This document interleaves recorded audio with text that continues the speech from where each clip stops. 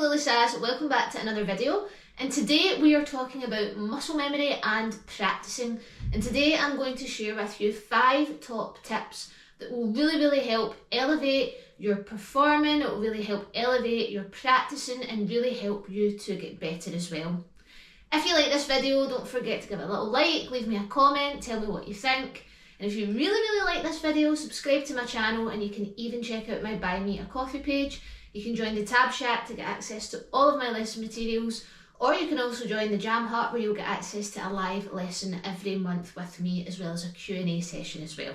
So what a lot of people don't actually know about me is that my background comes from sport and martial arts. So when I was younger, I actually competed and practiced Taekwondo for 14 years, from the age of 6 to the age of 21. It was very serious, it was very committed. I trained 5, 6, sometimes 7 days a week, especially on the lead up to competitions, which is why I then went on to study sport and physical activity, where I really got quite a big insight on coaching, and I got an insight on the psychology of sport and the mindset behind athletes, and teaching and things like that as well. So there was a lot of things that actually I learned throughout my time as a martial artist and at university that I've actually transitioned into the music side of things too. To give you a little bit of history on that as well, I've always been very musical. I was actually a self-taught guitar player. I learned drums at school, absolutely loved everything at school music wise, and then taught myself the ukulele as well. And I do feel as though a lot of what I have learned has come from the things that I learned when I was younger in my Taekwondo days. One of the things that I discovered very early on was my passion for teaching, coaching, mentoring, and also I really am passionate about how people learn things and how people improve things. So that's a little bit of background. That's why I get so excited to chat about practice methods and improving and how people learn and getting people to get curious, because I do think there is a little bit of science behind it. And I do believe that these things actually work for anything that you try to do in life. So, muscle memory. Muscle memory is something that you probably hear quite a lot. And another word that you hear quite a lot is practice. Oh, you need to practice to get better. And those words can end up becoming meaningless because we don't really know what to do with them. We know we need to do it, but we just don't do it. Especially young people. Oh, you need to go home and practice. Does anyone really do it? Unless they're really super committed, they don't do it because they don't realise the importance of it. So first of all, we're going to look at a couple of definitions of muscle memory and of practicing. Muscle memory, here is the definition here, the nice logical, smart explanation. But if we simplify this, muscle memory is simply when we perform an action repeatedly so many times that we don't actually need to think about it anymore because we have spent so many times doing it. Here is the definition of practicing.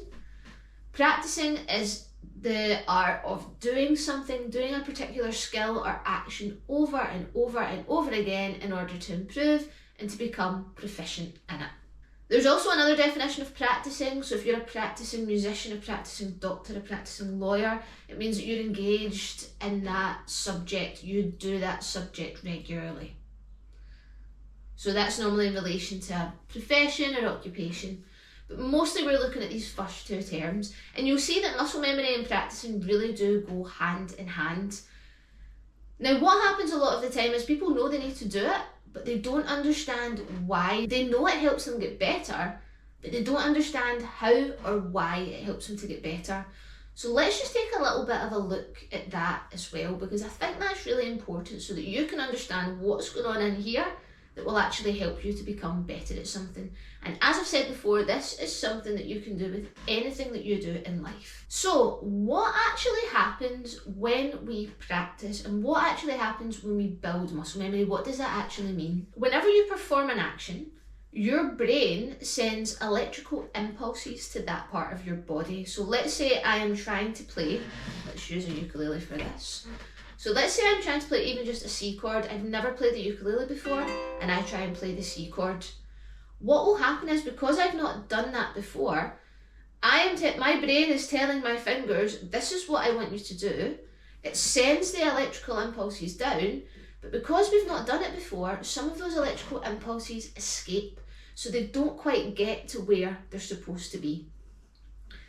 As we start to repeat that action again and again and again, as we start to do that, we start to develop a layer called the myelin sheath around those nerves, and that stops those electrical impulses escaping. So the more we try that action, the less those electrical impulses escape, because our myelin sheath layer is getting thicker and thicker and thicker. And over time, this starts to become something that we do without really having to think about it. So when they say do it again, do it again, do it again, the reason for that is it's building those layers even thicker on those nerves so that you know exactly what to do each time. It's quite a cool thought when you think about it.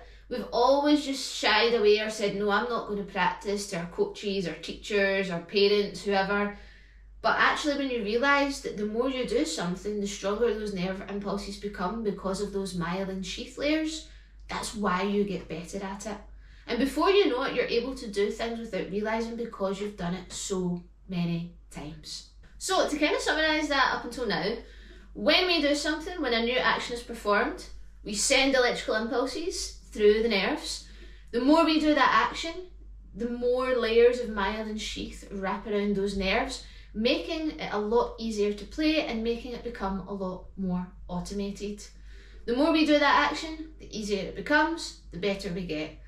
And that's the same with everything and anything that you try to do in life, especially for the ukulele. The more we repeat those actions, the thicker those myelin sheath layers are, the less likely those electrical impulses are to escape, which means the less mistakes that we're going to make as well.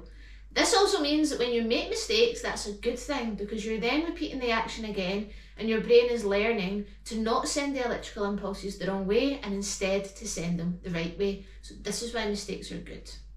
Okay, so here are 5 things that you can do to really help focus on improving your muscle memory and your practicing. And you can do this with anything that you do on the ukulele. The first one is chunking. What I mean by this is, rather than look at the whole picture, break something down section by section. Break it into one bar at a time, or break it into a verse or even a line of a verse at a time. The smaller, the better. The smaller it is, the more time your brain's got to really get to grips with what's going on. The second thing is repetition. The more we do something, the thicker those myelin sheath layers are. And just think, there is no maximum for this. The more you do it, the better and better and better it gets. The thicker those myelin sheath layers are, the less likely the electrical impulses will escape, the less likely you will make a mistake. You can do this with anything you do on the ukulele. One of my favourite things to do is if I learn a new chord, then what I'll do is I'll practice that chord change on its own over and over. The next one, number 3, make mistakes.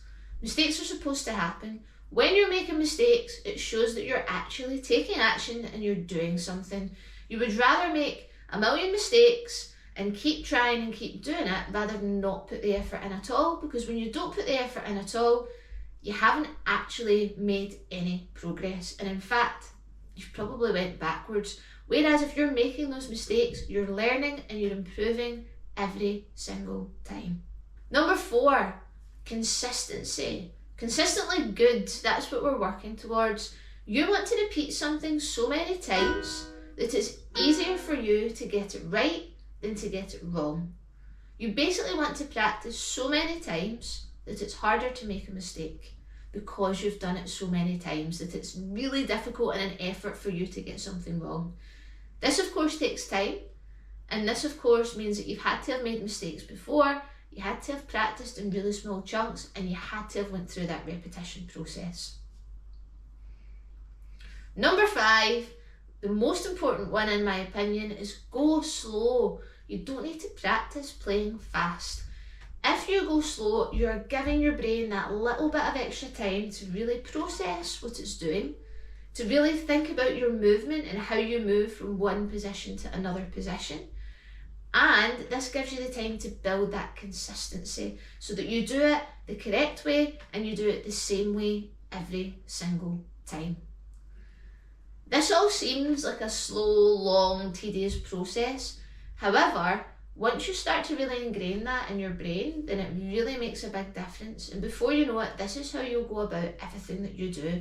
Whenever you learn something new, rather than trying to jump to it and get the finished result straight away, you'll just take a step back, slow everything right down, pick your section, repeat that little section over and over, make your mistakes, keep it going until you build some good consistency, nice and slowly. And once you've got that, the speed will come. And before you know it, you will be playing in time with the song, or you'll be playing in time with the group. You've just got to trust the process. So those are the 5 things that I always recommend to help you build muscle memory. I hope you found this interesting today. I think it's really cool to find out a little bit about the science behind why we practice, why muscle memory, why do we get told to do things over and over again, what's the point? Well, actually, when we put a little bit of a definition behind it and we understand what's going on in here and how that works through our bodies, then that can help make us make a little bit more sense of it. These 5 top tips you can use for anything that you play on the ukulele.